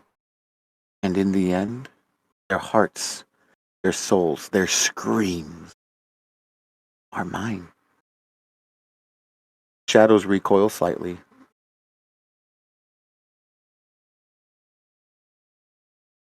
And the vision fades. That is where we're going to end the session. What?